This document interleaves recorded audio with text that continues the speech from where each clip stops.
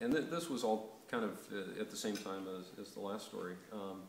But in February of '08, Patty and I were driving down a canyon, and a rock slide broke loose on the mountainside. There'd been a heavy rain. Yeah, and anyway, we couldn't see it coming, but just a mountain of rocks came down and pummeled our car. We were doing about 60 miles an hour when it happened, and a couple of the rocks went through the windshield, and one hit me. Actually, you could see the little scar right there. One hit me right there and shattered my jaw. It was a compound fracture. It was fairly serious.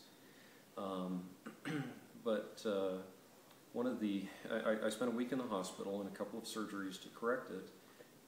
And after the second surgery, the doctor came and he said, you know, to give us the expectations of recovery.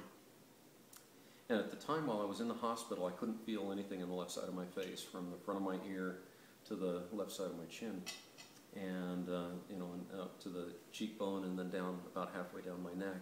And the doctor, you know, initially I thought that was a result of the anesthetic, but the doctor said the fracture was such that he said you lost about a half an inch of your nerve.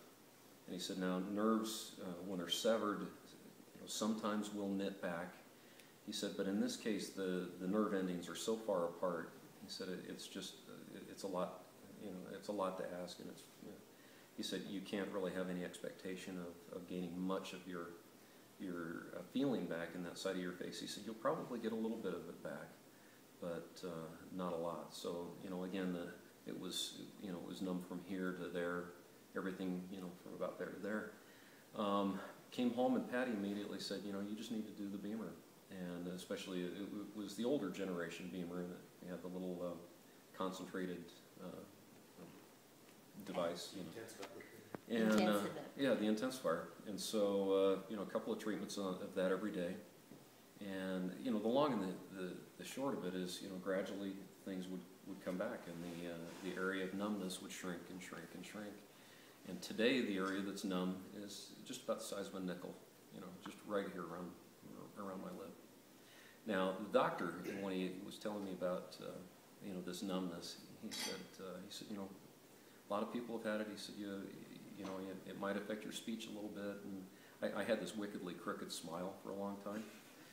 He said, probably the biggest thing you'll notice is that kissing will never be the same. And I just went, dang, I used to love doing that. So, motivation. But yeah, that was a motivation. So now, you know, like I said, it isn't really much of an hindrance anymore. Back when it was still numb, you know, at the dinner table would be kind of an entertaining time. Kids would look up and go, "Dad, you have something right here." I'd reach up and there's like a tomato. You know. So you know, that, and then the story about the migraines. It took somebody who came from that different world of the non-holistic, non-anything, and it made an absolute believer out of me. I was teasing a little bit earlier tonight. I said, you know, if our house were to catch on fire, you know, assuming that the kids are out of the house, Patty'd be gathering pictures, and I'd probably be unplugging the BEMER and taking that. So We're fans. yeah.